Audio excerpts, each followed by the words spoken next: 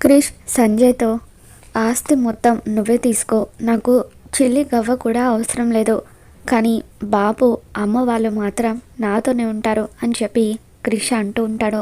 ఇక దాంతో సంజయ్, ప్లీజ్ క్రిష్ అలా అనకు, నేను కూడా పూర్తిగా మారిపోయాను, నాకు కూడా అమ్మ నాన్న కావాలి అని చెప్పి అంటూ ఉంటాడు.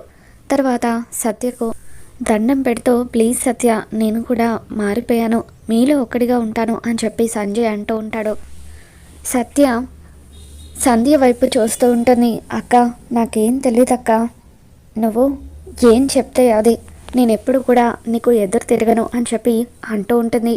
ఇక దాంతో సంజయ్, ఇలా రా సంధ్య అంటూ తన అమ్మ నాన్నల కాళ్ళకు నమస్కరిస్తూ నన్ను క్షమించండి అని చెప్పి అంటూ ఉంటాడు. అలాగే సత్యతో, సంధ్యని కూడా నేను బాగా చూసుకుంటాను, నేను నిజంగానే మారిపోయాను సత్య, నన్ను కూడా మీలో ఒకడిగా ఉండనివ్వండి అని చెప్పి క్రిష్తో, ప్లీజ్ క్రిష్, నాకు ఆస్తి ఏమీ వద్దు, అమ్మా నాన్నల ప్రేమ నాకు కూడా కావాలి, నీతోనే నేను కూడా ఉండాలని చెప్పి అంటూ ఉంటాడు.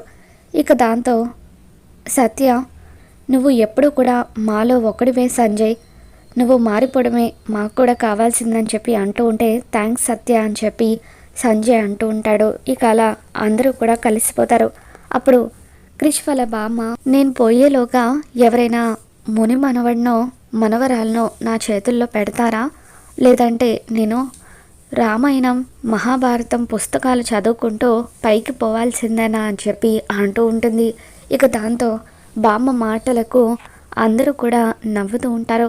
ఇక ఆ విధంగా హ్యాపీగా సత్యభామ సీరియల్ అయితే ఎండ్ అయిపోయింది. మరి ఈ వీడియో మీకు నచ్చినట్లయితే తప్పకుండా లైక్ చేయండి.